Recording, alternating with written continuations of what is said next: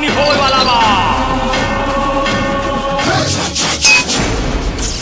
गांव में सब केहू तांत्रिक भगवान के साक्षात भगवान मानेला। शंकर भगवान के अवतार। केहू के भी कोनो तकलीफ होला ना, कोनो आफत विपत पड़ेला तो सब केहू तांत्रिक भगवान के पास से जाला। डॉक्टर सॉक्टर के पास केहू न जाला हो। हमार पतो तो लाखों में एक भी है। वो तांत्रिक एक नंबर के झूठा और फरेबी बाड़न। और चमत्कार के नाम पे लोगन के गुमराह करल बाड़न। एक भी शब्द ना। और तांत्रिक भगवान के बारे में तो कुछ बोलबो मत करिहा। दुनिया में आपके शरीक नहीं खे हो आमा। हो आमा न जाई कहीं लामा, ना कि पे गुस्सा ठीक नहीं खे। का भाई?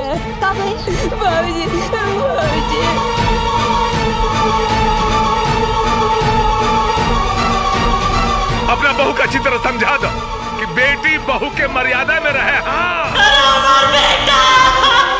उनका इलाज डॉक्टर से हो गई रही ना तो शायद वो बच जाती।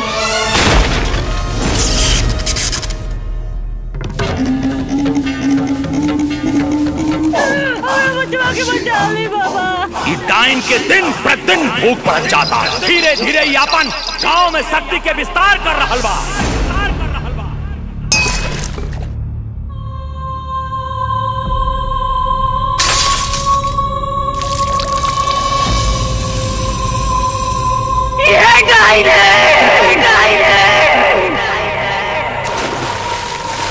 आज से हम तोरा के अपने परिवार से तोरा पे त्याग करतानी। लहर सिंधु के उठे गिरेले, छोड़े नहीं रफ्तार। कोशिश जे भी करेला, होकर कभी ना होखे। दैनिया के संग केकर फोटो रे? भैया के बेटी और तुर पोती ही है। जान से ही रिश्ता अपन हक मांगेला, जे अपन हो खेला वो अपन लागेला। जे अपन हो खेला वो अपन लागेला।